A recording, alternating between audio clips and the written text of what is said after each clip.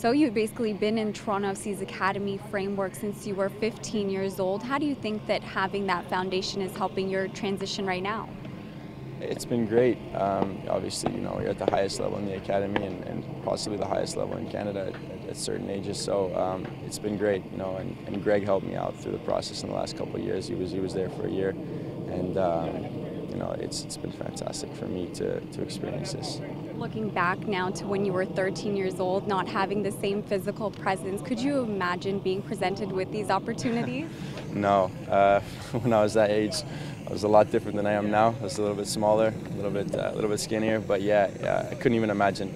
It's grown so much in Canada and especially in Toronto with the training ground and TFC in general, but yeah, I couldn't even imagine back then.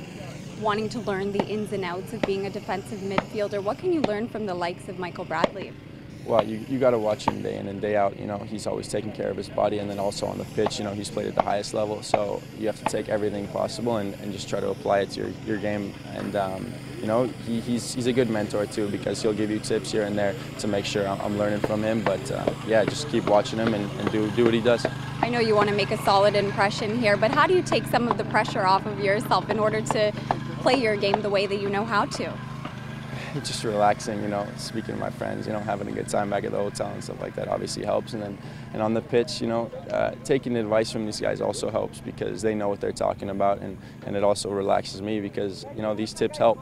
And, with those, just the game comes easier.